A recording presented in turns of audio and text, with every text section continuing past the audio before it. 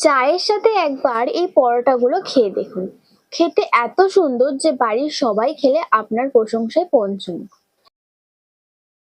বাটিতে দিয়ে দেবো ১ কাপ ময়দা, ১ চিমটি লবণ দিয়ে মেখে নেব।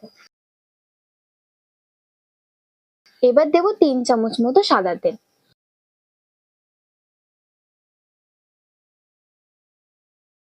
যখন দেখবে এরকম মুঠো করলে ময়দা বালির মতো ভেঙে যাচ্ছে, তাহলে ভাববে ময়াম ভালোভাবে হয়েছে। এবার জল দিয়ে মেখে নেব।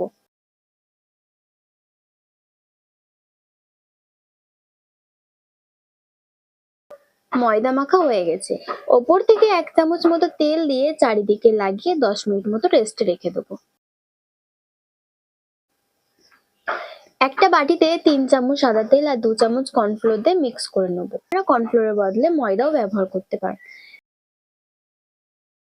এবার ছোট ছোট লেচি কেটে ময়দা দিয়ে বেলে নেব। এবার ছুরি দিয়ে এরকম সরু সরু করে কেটে নেব।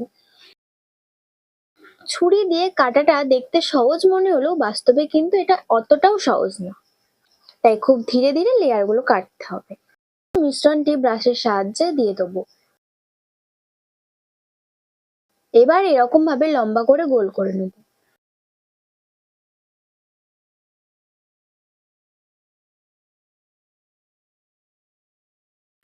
আমার সবকটা পরোটা বানানো হয়ে গেছে, এবার ভাজার পালা।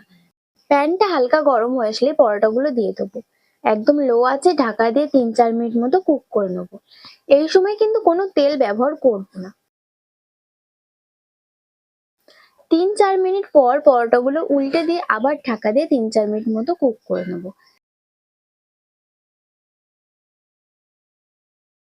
৪ মিনিট পর দেখো দু সাইডে কালার হয়ে এসেছে। এবার ওপর থেকে একটু তেল দিয়ে ব্রাশ করে মিডিয়াম আঁচে ভেজে নেব।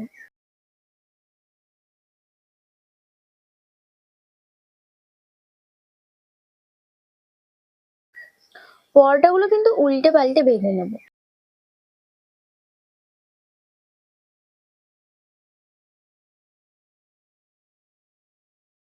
দেখো ধীরে ধীরে পরোটার লেয়ার গুলো কত সুন্দর বোঝা যাচ্ছে। ঠান্ডা হবার পর লেয়ার গুলো আরো ভালোভাবে বোঝা যাবে।